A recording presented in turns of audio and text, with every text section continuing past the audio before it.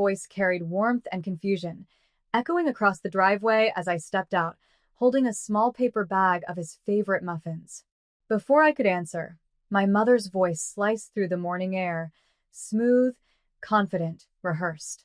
"Oh, Dad," she said with a laugh, "that Range Rover belongs to his sister now. You know how generous Ethan can be." Hi, everyone. My name is Ethan Cole. I'm 22 years old, and that was the morning I realized my family could smile while stealing from me. Grandpa's expression faltered, the way a storm pauses before the first crack of thunder. He didn't speak, not yet. He just studied my face. And in that silence, I think he saw everything I wasn't saying. The truth was simple. I hadn't given my car to my sister. My mother had reassigned it for family balance. Her words. Apparently, my sister needed it more because she just started her new social media business, a venture funded entirely by my college savings. So there I stood, the eldest son, with calloused hands from part-time jobs, arriving in a taxi to visit the man who'd once said, "I'm building this future for you." Grandpa didn't argue. He just smiled faintly, eyes distant, and said, "Come inside, buddy. Let's talk." And that's when I knew something in him had shifted. Inside, Grandpa's study smelled like cedar, leather, and the faint trace of old cigars, the kind of scent that carried history. He motioned for me to sit, his cane resting beside the desk like a silent witness. "So," he said quietly, "your sister drives the Range Rover now?" I hesitated, but lying to Grandpa had never been an option. "Yeah, Mom said it was better that way. She handles the brand's PR and the car fits her image." He nodded slowly, his jaw tightening. "And what do you drive, buddy?" I laughed, though it sounded hollow. "Whatever the Uber app sends." His gaze softened with something I couldn't name, disappointment, maybe grief. Then he said something strange. "You know, Ethan, I once built this family business from a truck that barely started. I didn't do it for image. I did it so none of my children or their children would have to beg for what's already theirs." That hit harder than I expected. I'd never seen Grandpa emotional, but there was a quiet storm brewing behind his calm. Downstairs, I heard Mom's voice echoing, cheerful, fake, giving my sister a tour of Grandpa's new guest suite. "Make yourself at home, honey. Dad won't mind if you use his study for your shoots." Grandpa's eyes flickered toward the door. "Shoots." "Yeah," I sighed. "She's turning his house into content." He smiled faintly. "Not for long." That evening, Grandpa insisted we all have dinner together. It felt formal, like a board meeting disguised as a family meal. The long oak table gleamed under chandelier light, and the air was thick with something heavier than tension, pretense. Mom kept up her cheerful tone.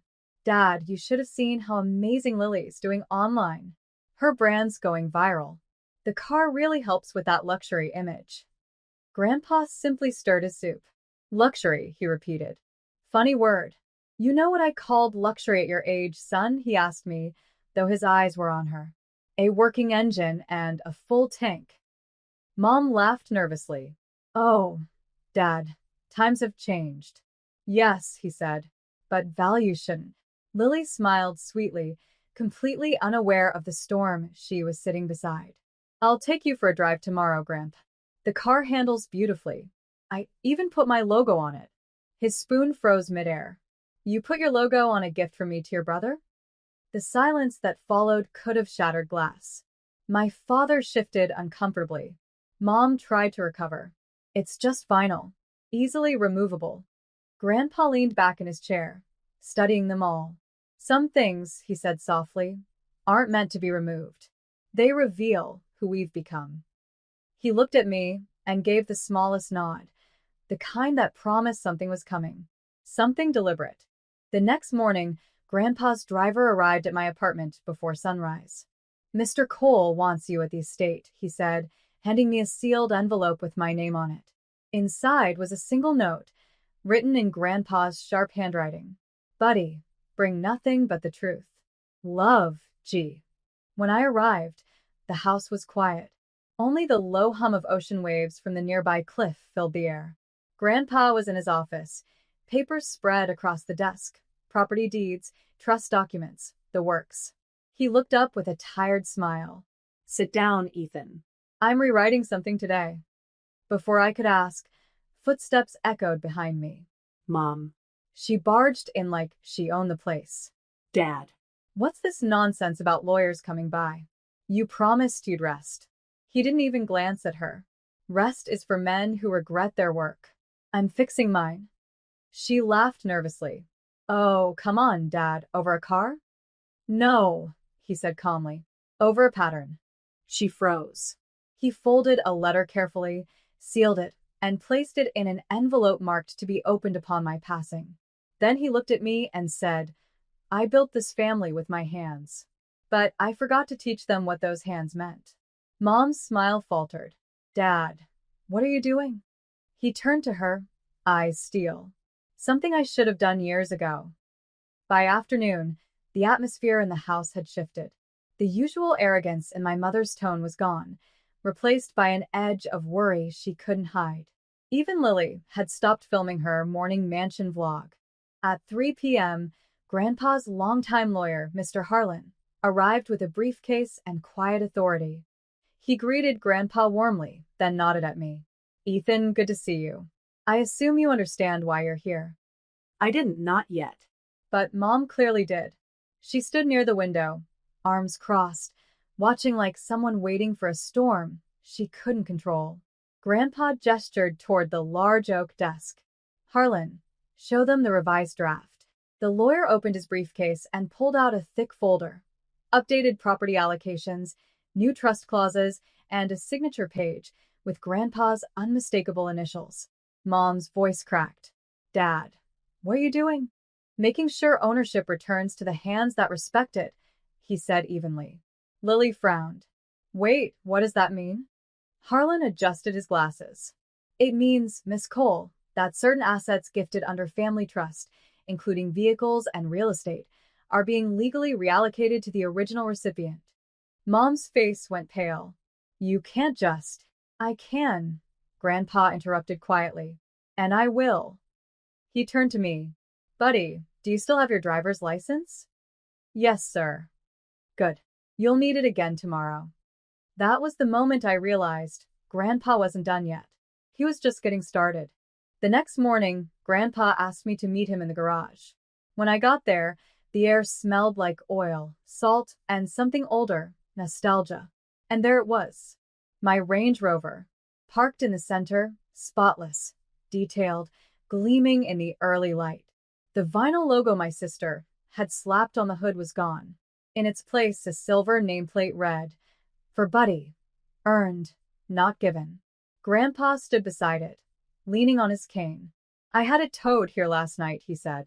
Didn't feel right sitting in her driveway. I was speechless. She came storming over when she saw the tow truck, he continued with a faint grin. Tried to block the gate. But the registration already reverted to your name at dawn. Legal transfer, signed, sealed, done. I ran my fingers along the hood. Grandpa, I don't know what to say. Say nothing, he said softly. Just drive me to breakfast. When we pulled out onto the coastal road, the sea glimmered beside us. Grandpa's window was down, his hand resting outside, catching the wind. You know, he murmured, it's not the car that matters. It's the lesson that comes with it.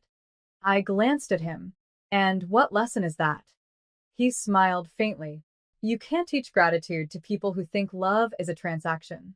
2 nights later, Grandpa invited everyone to dinner again. Same table, same chandelier, but this time there was no pretending. The mood was brittle, the silence louder than any accusation. Lily sat quietly scrolling her phone. Mom kept adjusting her napkin, waiting for a chance to speak. Grandpa didn't say a word until the main course was served. Then he laid a document on the table, the official copy of his updated will. I'm old, he began. Old enough to know when my lessons haven't landed. So I'm leaving one more. Mom's voice was sharp with fear. Dad, please, this isn't necessary. We're family. He looked right at her. Family isn't ownership, Emily. It's responsibility. And you've mistaken one for the other. He turned to Lily. You wanted image. You got it. But remember, Image fades faster than character. Then to me. And you, buddy, you never asked for more. That's why you'll know what to do with it. Mom's fork clattered. You're giving him control? Over what? The estate, Grandpa said calmly. And every asset under my name when I'm gone. You had your chance to prove fairness. You failed. Lily's face drained of color. Grandpa rose slowly, leaning on his cane. Dinner's over. The inheritance lesson begins now. I looked across the table. The same people who once smirked when I arrived by taxi now stared at me in silence. But this time I didn't feel small. A week later, Grandpa passed peacefully in his sleep. The morning sun hit his window just right, calm, golden, unhurried, the way he lived his last days. The funeral was quiet. No cameras, no speeches about family unity. Just the truth, written in ink, sealed in the documents his lawyer handed us afterward. When the will was read, my mother's face stiffened, her hands trembling as each page turned. Grandpa hadn't left me everything. He'd left me purpose. That to a new foundation, the Cole Trust for Integrity and Education, with me as director. Mom and Lily would receive a fixed allowance, contingent upon maintaining honesty and contribution to the community. His words, not mine. I didn't gloat. I just listened, feeling the weight of what he'd done. It wasn't revenge, it was correction. After the meeting, I visited the coastal road one last time, parking the Range Rover by the cliff where he used to stand. The ocean was loud that day, but somehow peaceful. I whispered, "You didn't punish them, Grandpa. You taught them." The wind answered softly, brushing through the open window. That night, as I drove home, I realized something he'd tried to show me all along. True inheritance isn't what's left for you. It's what's built in you. And as the lights of the city appeared ahead,